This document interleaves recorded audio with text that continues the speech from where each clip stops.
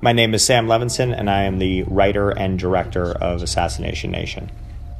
So this is a scene later in the film in which the four girls are accused of being behind the massive data hack that resulted in all of the residents of Salem's private information being leaked. And they're getting death threats online. They're posting their address. And M, who's played by Abra here, is worried that her mother forgot to set the alarm. Initially, it was written as a house fire, actually, in the script. And because we're a low-budget film, we couldn't afford a house fire. So Marcell Rév, the cinematographer, and myself sat in a room with a kind of a 3D model of this house that we had found that was in Louisiana. That kind of was on a corner, so we could basically, it had, three sides that we could all see. The goal was to create a scene that felt as cinematic as a house fire, but something that we could shoot in 10 hours. So we sat there with basically this 3D model that Michael Gracie, our production designer, had built, and tried to figure out what's the scariest way possible that we could sort of, choreograph this home invasion sequence. And we came up with this idea of shooting it from the outside.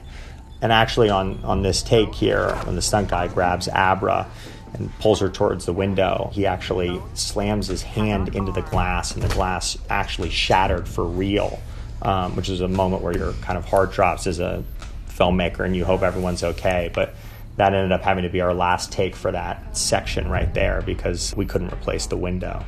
So we had kind of designed this dolly track that a techno crane with a 42-foot arm could sit on, so it can actually go around all three sides of the house without a single cut.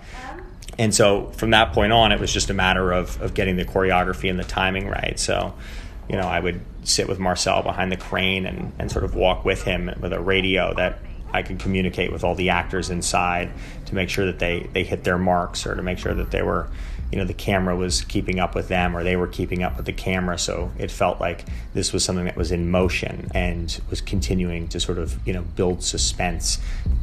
There was also something that felt, very apropos about watching this horror unfold and being helpless to it, which is, I think, something that we often feel when scrolling through Twitter or Instagram and looking at these sort of tragedies unfold, where we become sort of spectators to it.